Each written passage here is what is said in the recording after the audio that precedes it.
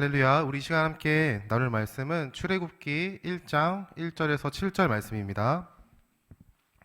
출애굽기 1장 1절에서 7절 말씀 되겠습니다. 네, 다 찾으신 줄 알고 우리 함께 교독하도록 하겠습니다. 제가 먼저 읽겠습니다. 야곱과 함께 각각 자기 가족을 데리고 애굽에 이른 이스라엘 아들들의 이름은 이러하니 르우벤과 시므온과 레위와 유다와 이사갈과 스불론과 베냐민과 단과 납달리와 갓과 아세리오.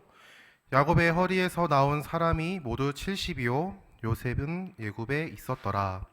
요셉과 그의 모든 형제와 그 시대의 사람은 다 죽었고. 함께 읽겠습니다. 이스라엘 자손은 생육하고 불어나 번성하고 매우 강하여 온 땅에 가득하게 되었더라. 아멘. 오늘은 출애굽기 1장 1절에서 7절 말씀을 가지고 마스터 플래너라는 제목으로 하나님의 말씀을 나누고자 합니다. 여러분, 우리는 어떠한 일을 계획할 때 계획이라는 것들을 짜게 되는데, 어떤 것을 일을 시작할 때 계획이라는 것을 세우게 됩니다. 제 기억으로는 제가 처음으로 계획이라는 걸 짰을 때를 생각해 보니까 초등학생 때더라고요. 매 여름방학과 겨울방학만 되면은 사절지와 같이 큰 종이를 바닥에 깔고 어디서 구해온 양푼을 뒤집어 놓고 동그라미를 그린 다음에 열심히 선을 쭉쭉 그어가면서 내가 이 시간에는 일어나야지, 이 시간에는 밥을 먹고 그래도 이 시간에는 운동을 해야지, 이 시간에는 방학 숙제를 할 거야, 이 시간에는 공부를 할 거야 라면서 열심히 계획을 짰었던 것 같습니다. 중학생, 고등학생이 되니까 이제 하루 시간 계획표를 넘어서 이제 이번 달에는 내가 부족한 과목을 이걸 공부할 거야 라면서 열심히 계획을 짰었던 것 같습니다. 대학생 때는 다를까요? 똑같죠. 또 계획을 짭니다. 군대에 가서도 똑같이 또 계획을 짭니다. 네. 근데 이 계획 짜는 것이 우리 학생 때만 이랬을까요? 우리 교회도 계획을 짰습니다. 내년에 무엇을 계획하고 무엇을 하고 어떠한 일을 해야 할까? 다른 기업과 다른 회사들도 똑같이 계획을 짜죠. 하지만 아이러니하게도 사람이 열심히 최선을 다해서 짰던 그 계획이 사람의 생각과 사람의 계획대로 잘 되어지지 않는다는 것들은 우리가 수많은 경험을 통해서 알 수 있습니다. 그것들을 방해하고 가로막는 변수들이 너무 많기 때문이죠. 그런데 오늘 우리가 함께 나눌 출애굽기 말씀을 보면은 하나님께서는 이스라엘이라는 민족을 그리고 백성을 통해 하나님께서 계획하시고 인도하시고 그리고 그것들을 행하셨다는 것들을 우리가 바라볼 수 있습니다. 먼저 출애굽기라는 말씀은 야곱이라는 인물로부터 시작합니다. 출애굽기 1장 1절의 말씀입니다. 야곱과 함께 자기 가족을 데리고 애굽에 이른 이스라엘의 아들들의 이름은 이러하니 라고 성경은 말하고 있습니다. 여러분, 창세기에서 하나님이 야곱의 공동체를 애굽으로 인도하신 사건을 기억하십니까? 애굽이라는 그 커다란 나라에 야곱이라는 그 작은 가정을 하나님께서 인도하신 사건을 우리는 볼 수 있습니다. 그 인도하신 사건 가운데 중심이 되었던 인물이 요셉이라는 인물입니다. 요셉은 어떠한 사람인가요? 요셉은 하나님께서 사용하신 사람이었습니다. 하나님께서 꿈으로 요셉에게 자기 형들보다 더 나아가서 자기 부모보다 더 높은 사람이 될 것이라는 것들을 보여주었고, 아이러니하게도 그 꿈 때문에 요셉은 형들의 시기를 받고 애굽으로 팔려나가게 됩니다. 그러한 상황 가운데서 요셉은 애굽에서 성실하게 일을 했고 군대 장관 보디발이라는 사람의 집에서 종노릇하게 됩니다. 근데요, 참 신기한 거죠. 하나님께서 그를 총괄 관리할 수 있는 관리자로 세우고 그렇게 또 하나님께서 높여주시고 그렇게 사용하십니다. 근데 정말 안타까운 사실은요, 그렇게 열심히 일하고 사람에게 인정받았는데 사람의 유혹을 벗어나기 위해서 하나님 앞에 하나님을 경외하는 마음을 지키기 위해서 그 자리를 떠났다는 이유 하나만으로 오해를 받아서 결국에는 또 감옥에 가게 되죠. 요셉의 사건을 보면은 참 아이러니합니다. 어떻게 그에게 그렇게 하나님께서 인도하셨을까? 감옥에 간 요셉은 또 그곳에서 또 성실히 삶을 살고 하나님의 은혜로 또 세움받게 됩니다. 그리고 술 맡은 관원장과 떡 맡은 관원장이라는 두 사람을 만나고 그들을 통해서 바로 앞에 서게 되죠. 바로가 꿈을 꾸었는데 도대체 꿈에 대한 내용에 대해서 어찌 해석할 수 있는 사람이 없다는 것들을 우리 성경을 통해 볼 수 있습니다. 그 가운데 술 맡은 관원장, 즉 다시 직위를 복직한 술 맡은 관원장이 바로에게 이렇게 말합니다. 저희 꿈을 해석한 요셉이라는 사람이 있는데 그에게 한번 문의해 보죠. 그렇게 요셉이 바로 앞에 섰고 바로의 꿈을 해석해 줌을 통해서 요셉은 또 애굽의 왕 다음의 높은 자리, 총리라는 자리에 하나님께서 세우시게 됐습니다. 바로의 꿈과 같이 풍년과 흉년의 시기가 다가왔을 때 애굽 그 나라는 풍년을 잘 준비했기 때문에 흉년을 잘 버틸 수 있었어요. 그 소식을 듣고 가나안에 있었던 야곱의 가족들은 그것들을 바라보며 그러면 저기 가서 식량을 좀 구해야겠다 이런 생각을 가지고 야곱은 아들들을 그곳으로 보내게 됩니다. 총리 앞에 섰던 형들을 바라봤는데 요셉은 그들을 알았어요. 근데 형들은 요셉을 알지 못했습니다. 그들을 향해서 요셉이 그들을 시험하죠. 은잔을 숨겨가지고 가게 하고 그러다가 또 발견되면 또 붙잡아오고 그렇게 수많은 과정들을 통해서 요셉이 아버지와 재회하게 됩니다. 그 재회하는 과정들을 하나님께서 인도하셨고 하나님께서 우리가 그것들을 모든 것들을 우리가 하나님의 인도하심 가운데 있었다라는 것을 우리가 볼 수 있습니다.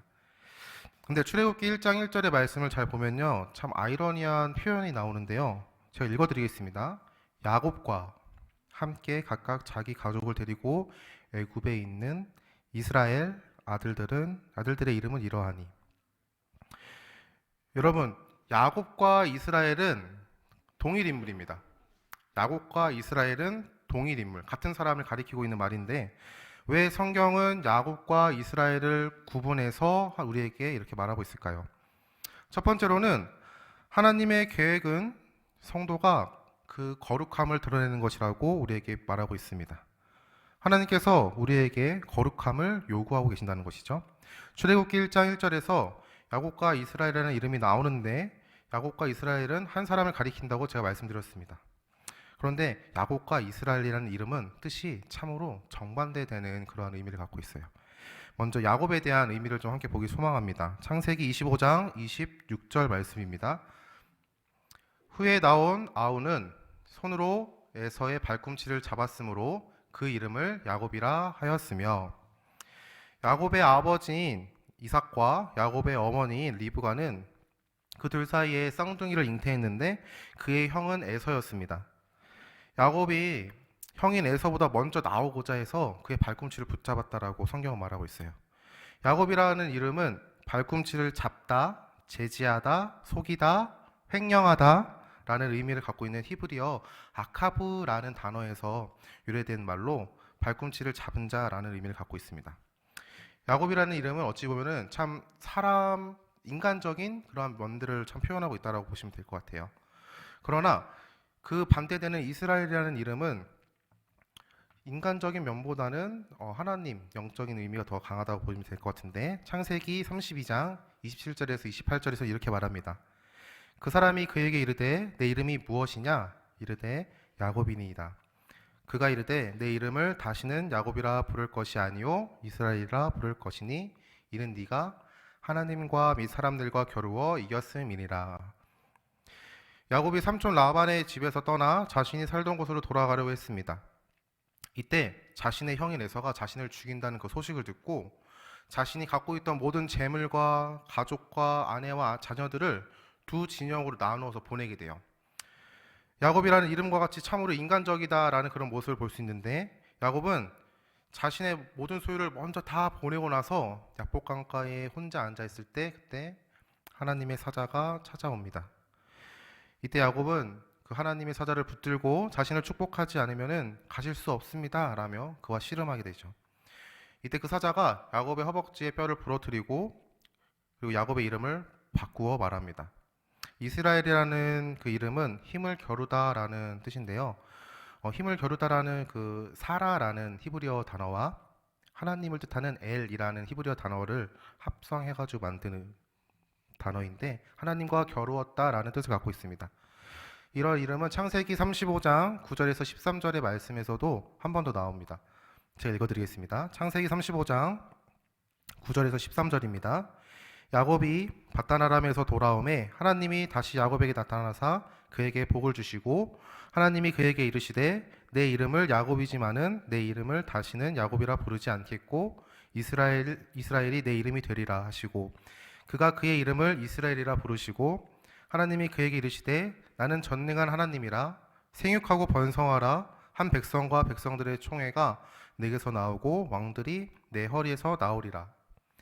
내가 아브라함과 이삭에게 준 땅을 내게 주고 내가 내 후손에게도 그 땅을 주리라 하시고 하나님이 그와 말씀하시던 곳에서 그를 떠나 올라가시는지라. 이스라엘의 이름은 아까 제가 하나님과 겨루었다라는 의미를 갖고 있다고 말씀드렸습니다. 이스라엘이라는 이름은 단순히 하나님과 겨루었다라는 의미를 떠나서 더 심오적인 의미는 하나님과의 언약적인 관계를 맺고 있다라는 그러한 의미를 갖고 있어요. 성경은 출애굽기 1장 1절에서 야곱과 이스라엘이라는 이름을 단순히 언급한 것이 아니라고 우리에게 말하고 있습니다. 이스라엘의 아들들이라고 성경이 말한 이유는 하나님께서 이스라엘이라는 민족을 통해 언약을 성취하시기를 원하신다는 것들을 출애굽기 말씀의 시작부터 우리에게 말씀하고 있습니다. 하나님께서 야곱을 애굽으로 인도하실 때 가나안 땅은 아직 죄악이 가득하지 않았다라고 성경은 고백합니다. 창세기 15장 16절의 말씀에는 내 자손은 4대 만에 이 땅에 돌아오리니 이는 아모리 족속의 죄악이 아직 가득 차지 아니함이라 하시더니, 창세기 15장은 하나님께서 아브라함과 헷불 언약을 맺은 그 말씀에 대한 내용을 요약하고 있는데요. 하나님께서는 네 자손, 즉 아브라함의 자손 이스라엘 백성을 죄악이 가득한 가나안 땅으로 인도하실 계획이었습니다. 하나님께서 이러한 인도하심은 그들을 멸망하기 위하셨을까요? 하나님께서는 그들을 단순히 사지로 몰아넣으시기 위함이었을까요? 절대 아닙니다. 하나님은 이스라엘이라는 공동체를 통해 하나님의 거룩함을 드러내시기를 원하셨습니다. 하나님께서는 이스라엘 민족을 통해서 죄악이 가득한 그 땅, 가나안에 하나님의 거룩함을 드러내시기를 원하셨다는 것이죠. 출애굽기 1장 1절에 야곱의 아들들을 특별히 이스라엘의 아들들, 자손들이라고 표현하는 이유는 바로 여기 있습니다. 하나님께서 택하신 백성을 통해 하나님 나라의 거룩함을 드러내시기 원한다는 것이죠. 사랑하는 성도 여러분, 우리는 하나님 나라의 백성 그리고 성도입니다. 맞습니까? 여러분들은 여러분들의 입술로 나는 하나님 나라의 백성입니다, 성도입니다라는 그 질문에 아멘으로 화답하셨습니다. 우리의 입술이 이 질문에 아멘으로 화답한 것 같이 우리는 세상에 나아가 하나님의 거룩함을 드러내야 됩니다. 세상은 참으로 죄악이 가득하죠. 하나님을 부정하고 복음을 전하면 오히려 우리를 향하여 부정적인 말들, 더 나아가서 우리를 죽일 것만 같은 그런 무서운 말들을 하면서 저희를 외면하고 밀쳐냅니다. 이것들이 단순히 어느 지역에만 국한된 것이 아니라 우리 나라, 더 나아가서 다른 나라는요, 예수님을 믿는다는 그 신앙 하나만으로 우리를 죽이는 그러한 상황 가운데 있는 거죠. 그렇지만 하나님께서 우리는 세상으로 부르셨습니다. 그 부르신 이유는 단순히 우리를 죽음으로 몰아넣으시는 그것이 아니라 우리를 통해서 하나님의 거룩함을 드러내기 위함이라는 것들을 우리가 잊지 않길 소망합니다. 세상에서 우리는 하나님의 나라로 백성으로 부르셨고 그 존재 가치를 드러내야 한다는 것이죠. 하나님께서 야곱의 자손을 애굽으로 인도하시고 오랜 시간을 걸쳐 그들을 그곳에서 살게 하신 이유가 분명히 있었습니다. 그리고 하나님께서는 이스라엘 민족을 하나님의 때에 부르셨습니다. 그들을 통해 하나님의 거룩함을 드러내기 위함이었죠. 저는 이 말씀을 묵상하면서 우리가 더 시티 사랑의 교회에 부르신 이유가 분명히 있다라고 저는 고백합니다. 그렇게 믿고 있고요. 그렇게 생각하고 있습니다. 하나님께서는 우리를 통해서 하나님의 거룩함을 드러내고 하나님의 말씀을 증거하길 소망한다고 그렇게 생각합니다. 레위기 19장 2절 말씀에 이러한 말씀이 있어요. 너희는 거룩하라, 나 여호와 하나님이 거룩함이니라. 우리가 하나님의 거룩함을 온전히 드러낼 수는 없지만 하나님의 말씀에 순종함으로 나아갈 때 세상은 하나님의 거룩함을 바라볼 줄 믿습니다. 우리가 그러한 하나님의 거룩함을 드러낼 수 있는 귀한 공동체가 되길 소망합니다. 두 번째는 하나님의 계획은 환경을 초월하여 반드시 성취된다는 사실입니다. 야곱이 애굽으로 왔을 때는 야곱의 가족들이 70명이었다라고 우리에게 말하고 있어요. 출애굽기 1장 2절에서 5절 말씀인데요. 르우벤과 시므온과 레위와 유다와 이사갈과 스불론과 베냐민과 단과 납달리와 갓과 아세리요, 야곱의 허리에서 나온 사람이 모두 70이요 요셉은 애굽에 있었더라. 70명. 저는 개인적으로 70명으로 무엇을 할 수 있을까라고 생각하는 좀 인간적인 마음을 갖고 있었는데요. 여러분, 하나님께서 분명히 아브라함과 이삭과 야곱에게 분명하게 말씀하셨어요. 아브라함에게는 창세기 12장 1절에 3절에서 내가 너로 큰 민족을 이루겠다 말씀하셨고, 창세기 22장 16절 18절 말씀에서는 내가 내게 큰 복을 주고 내 씨가 크게 번성하여 하늘의 별과 바다의 모래와 같게 하리니 라고 말씀하셨습니다. 더 나아가서 아브라함의 아들인 이삭에게는 창세기 26장에서 내 자손을 하늘의 별과 같이 번성하겠다 라고 말씀하셨습니다. 야곱에게도 말씀하셨는데 28장에 내 자손이 땅의 티끌같이 되게 하겠다.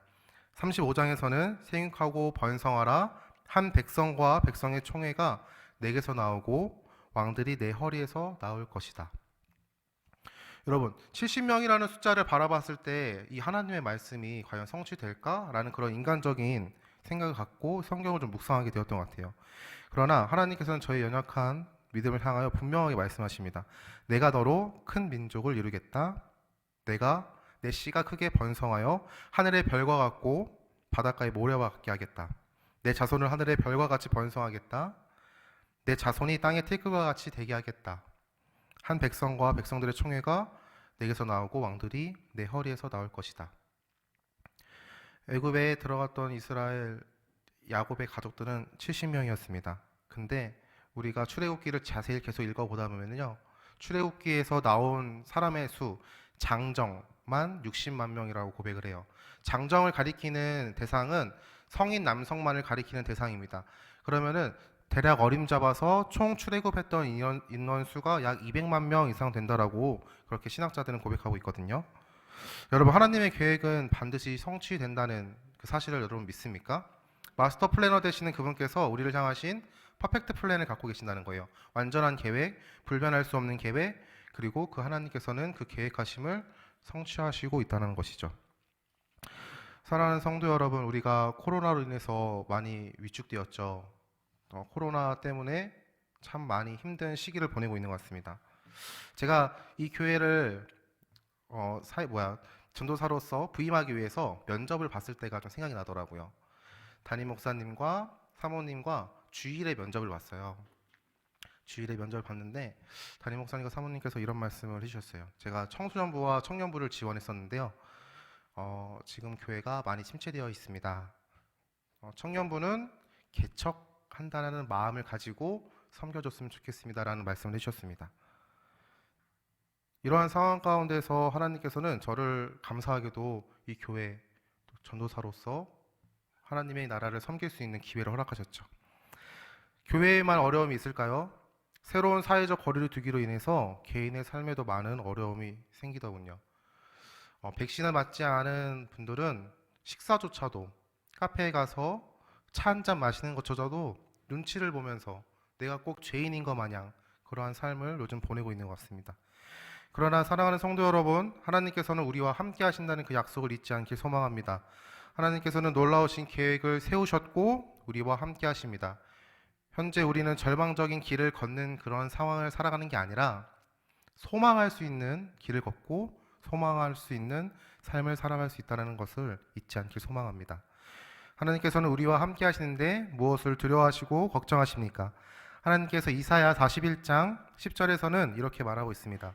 두려워하지 말라, 내가 너와 함께 함이라. 놀라지 말라, 나는 내 하나님이 됨이라. 내가 너를 굳세게 하리라. 참으로 너를 도와주리라. 참으로 나의 의로운 오른손으로 너를 붙들리라. 하나님께서 우리에게 허락하신 말씀입니다. 하나님께서 우리에게 허락하신 그 말씀을 붙들고 나아가길 소망하신다는 거죠.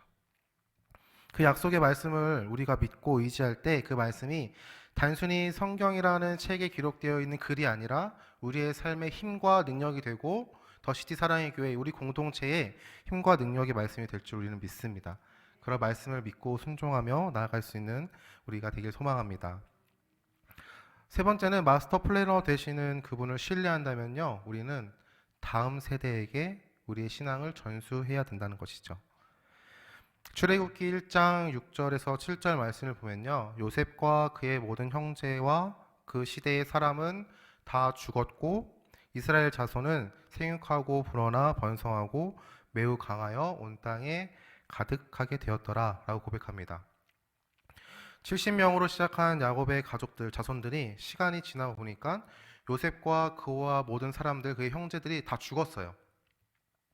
그런데 이스라엘 민족은 하나님의 약속의 성취함을 믿고 의지했고 그것들에 따라서 생육하고 불어났고 번성하여 강하게 되었다라고 오늘 성경은 고백합니다. 여러분, 인간은 유한한 존재입니다. 맞죠? 여러분, 혹시 나는 하나님 언제 오실지 모르지만 하나님 오심을 바라보며 살아갈 수 있는 무한한 존재야 라고 고백하시는 분은 없죠. 우리는 길어야 수명이 100년이고요. 아무리 과학의 기술이 발달한다 해도 우리가 그 이상 더 나아가 영원한 삶을 살 수 없음을 우리는 너무나도 잘 압니다. 그런 가운데 우리는 그럼 어떠한 존재로 살아야 할까요?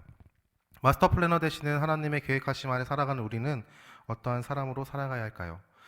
저는 이 출애굽기 말씀을 설교를 준비하면서 1장의 말씀을 묵상해 봤는데요. 1장 15절에서 17절 말씀은 다음과 같이 고백합니다. 애굽 왕이 히브리 산파 십브라와 하는 사람과 부하라 하는 사람에게 말하여 이르되 너희는 히브리 여인을 위하여 해산을 도울 때에 그 자리를 살펴서 아들이거든 그를 죽이고 딸이거든 살려두라. 그러나 산파들이 하나님을 두려워하여 애굽 왕의 명령을 어기고 남자 아기들을 살린지라. 출애굽기 1장 7절의 말씀과 같이 이스라엘 자손의 수가 너무나도 많아졌습니다. 근데 그 숫자는요, 단순히 수가 많아진 것을 넘어서 하나님을 경외하는 자가 되었다는 것들을 우리에게 고백하고 있습니다. 애굽 왕이 분명하게 명령했어요. 세상의 왕이죠. 이스라엘을 다스리는 애굽 왕이 아들이면 반드시 죽여라, 그리고 딸이면 살려라 라고 분명히 명령했는데 그들은 애굽 왕을 더 두려워한 것이 아니라 하나님을 더욱더 두려워했다라고 우리에게 고백하고 있습니다. 이스라엘 숫자가 많아진 것은 단순히 수가 많아진 것이 아니라는 것이죠. 하나님의 경외하는 자들, 그들이 많아졌다라고 고백하고 있는 것입니다. 하나님을 향한 신앙의 공동체가 형성되었고 그 신앙은 이스라엘의 민족들의 조상으로부터 전해져 온 그 하나님을 향한 신앙이었습니다. 그러면 여러분, 우리는 다음 세대들에게 무엇을 전수해 줘야 될까요? 저는 지난주에 교육자 회의를 하면서 담임 목사님께서 새로 부임한 교육자들이 많다 보니까 더시티 사랑의 교회의 비전에 대해서 설명해 주셨어요. 화이트보드를 준비하시고 거기다 이제 동그라미를 그리시면서 C는 그리스도를 의미합니다. TH는 어떤 걸 의미합니다. 그리고 ITY는 어떤 걸 의미합니다. 이렇게 설명해 주셨는데 저는 그 중에서 Y라는 글자에 참으로 마음이 가더라고요. 여러분들도 다 아시겠지만 Y는 Young Generation이라고 해가지고 다음 세대들을 의미하고 있습니다. 목사님께서 우리는 다음 세대를 향한 신앙을 전수해 줘야 됩니다라고 말씀하셨을 때 참 감동이 되더라고요. 이 더시티 사랑의 교회가 이러한 비전을 갖고 하나님의 나라를 꿈꾸며 살아가고 있구나라는 것들을 바라봤기 때문이죠. 요셉과 그의 모든 형제와 그 시대의 모든 사람들은 죽었습니다. 그들은 유한한 존재였기에 당연한 결과를 맞이한 것이었고 그러한 삶을 당연하게 맞닥뜨릴 수밖에 없었던 것이죠. 그러나 그들이 갖고 있었던 신앙은 그들의 자녀, 그들의 공동체, 그들의 다음 세대들에게 전해졌고 이스라엘 민족은 하나님을 경외하는 신앙을 갖게 되었습니다. 단순히 신앙이 조상의 때에서 머물고 사라진 것이 아니라 다음 세대에게 흘러왔던 것이죠. 우리도 마찬가지로 유한한 존재입니다. 하나님의 품에 안길 날이 분명히 있을 거예요. 하나님의 품에 안겨서 그 시간들을 되돌아볼 때가 분명히 있을 것입니다. 그럼 우리가 다음 세대들에게 무엇을 전수해 줘야 할까라는 그 질문에 어떻게 답해야 될까요? 부족함 없이 살아갈 수 있는 재산을 물려줘야 될까요? 명예와 지위와 권력을 물려줘야 될까요? 세상을 살아가는 방법을 우리 아이들에게 알려줘야 될까요? 저는 이런 것들이 불필요하다, 필요 없다 이런 것들을 강조하면 안 된다라는 것들을 이야기하고 싶은 게 아니라 분명히 이것들이 필요하죠. 하나님께 영광을 돌리고 하나님의 나라에 영광을 돌리기 위한 수단으로서, 도구로서 이런 것들이 반드시 필요하다. 너희들이 열심히 공부를 해야 되고 그것들을 열심히 공부해야 된다는 것들을 계속해서 알려줘야 합니다. 그러나 그 전에 이것들이 왜 필요한지를 알려줘야 된다고 생각해요. 하나님께 영광을 돌리기 위해서 필요한 것이다. 그것들이 너희들의 우상이 되면 안 된다라는 것들 말이죠. 우리는 언젠간 죽게 되고 세상에 사라질 것들을 붙들고 살아가는 현재 삶 가운데 그 세상에 사라질 것들을 하나님의 나라를 위해서 하나님의 영광을 위해서 사용되어졌다는 것을 우리 아이들이 가르쳐야 될 줄 믿습니다. 하나님을 사랑하는 마음, 교회를 사랑하는 마음, 그리고 말씀을 믿고 순종할 수 있는 신앙을 다음 세대 아이들에게 전수할 수 있길 간절히 소망합니다. 여러분, 저는 청소년부 아이들을 섬기는데 우리 아이들, 여러분, 우리 아이들 보셨나요? 우리 청소년부 아이들?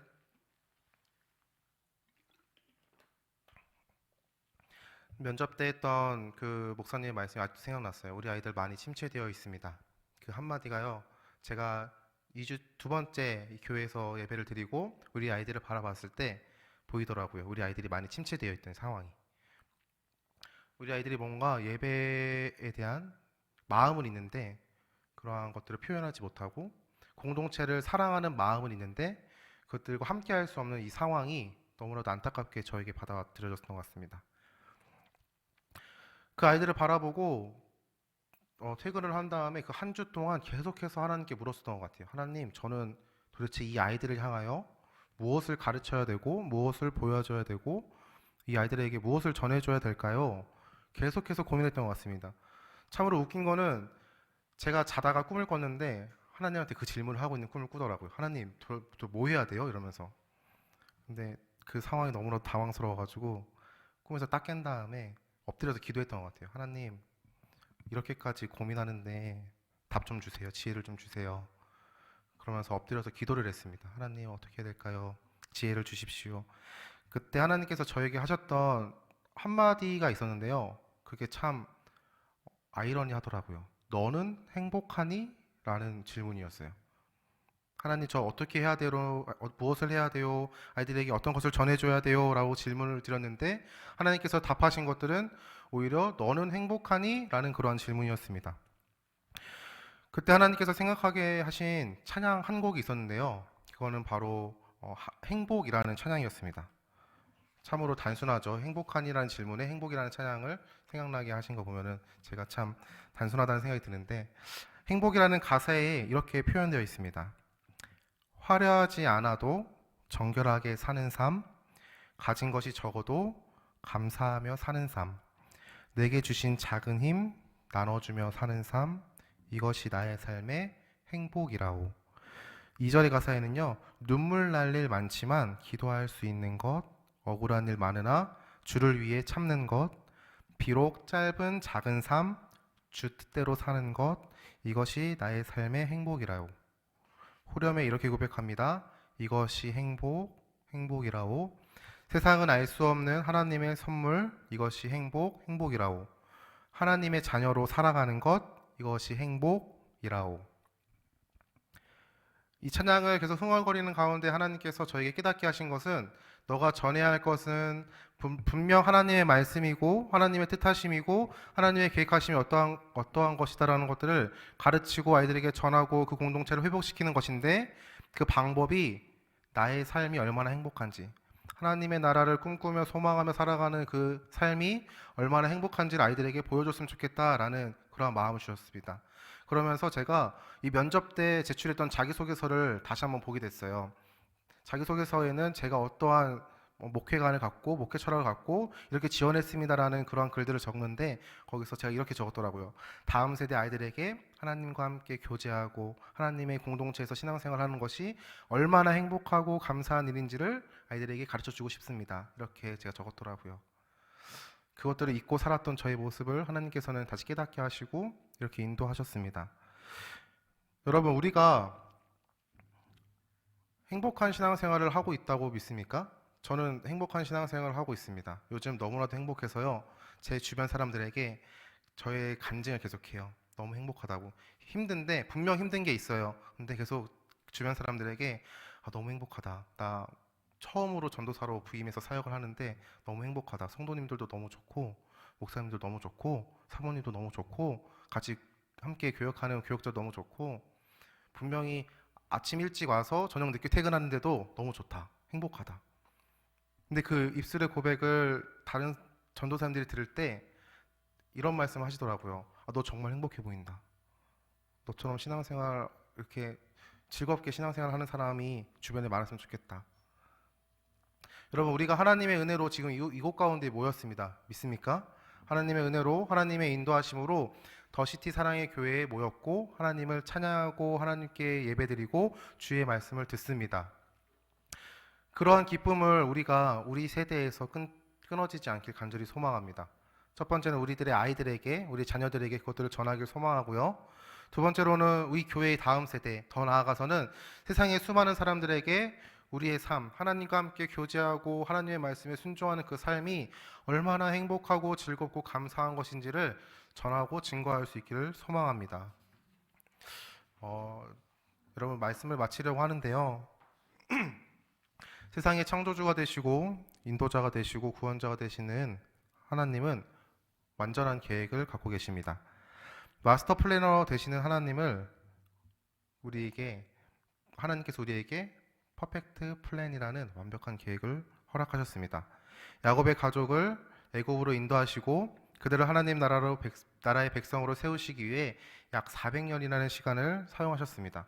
하나님의 입장에서는 정말 찰나의 시간이지만 인간의 시간으로 볼 때는 너무나도 긴 시간이었던 것이죠.